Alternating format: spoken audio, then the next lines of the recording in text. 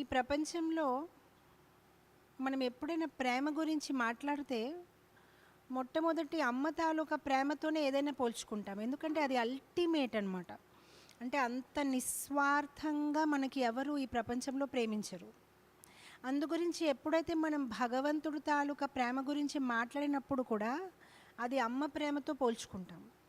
So అందు గురించి శాస్త్రంలో ఏమంటారంటే వేలాది కోట్ల అమ్మ తాలూకా ప్రేమని కలిపితే భగవంతుడు తాలూకా ప్రేమలో ఎంతో కొంత చుక్క కూడా కాదనమాట. అంత ఎక్కువగా భగవంతుడు ప్రేమిస్తారనమాట.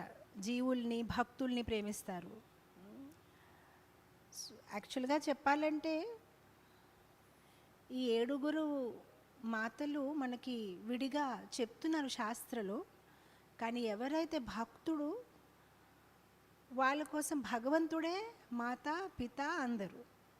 అందు గురించి కదా మనం అంటాం త్వమేవ మాత చ పిత త్వమేవ, త్వమేవ బంధు, మీరే మా బంధు చ సఖా త్వమేవ, త్వమేవ ద్రవిణం శరణం త్వమేవ, మీరే మాకు సంపత్తి, మీరే మా విద్య, ప్రతిదీ మీరే అని మనం భగవంతుని ప్రార్థిస్తాం.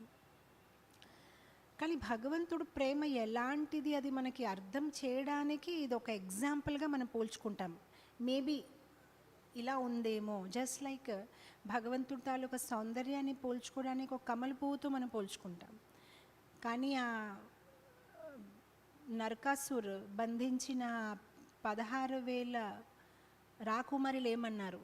ఎప్పుడైతే సాక్షాత్గా శ్రీకృష్ణుడిని చూశారో అప్పుడు వాళ్ళు అన్నారనమాట, అయ్యో మేమైతే మీకు అవమానించేసాము, కమల పువ్వుతో మీకు పోల్చుకోవడం ఎక్కడ, మీరెక్కడ, కమల పువ్వు ఎక్కడ, మీరు ఎంత అందంగా ఉంటారు స్వామి అని.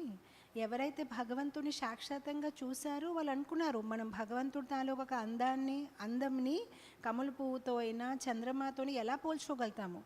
అలానే ఎవరైతే భగవంతుడి తాలూకా ప్రేమాన్ని అనుభవిస్తారో వాళ్ళకి అసలు అయ్యో భగవంతుడి ప్రేమ తల్లి ప్రేమతో కూడా పోల్చుకోవడానికి లేదు అసలు ఎక్కడ ఆయన ప్రేమ అని. కానీ ఒక భౌతిక పరంగా అర్థం చేసుకోవడానికి మనకి ఇదే ఉంది ఎగ్జాంపుల్. సో ఈ భౌతిక ప్రపంచంలో తల్లి అంటే ప్రతి ఒక్కరూ అమ్మ అనేది ఆ పదం వచ్చినప్పటికైనా ప్రేమ, ఆప్యాయత, విశ్వాసము, అన్ని పదాలు మనకి ముందుకు వచ్చేస్తాయి.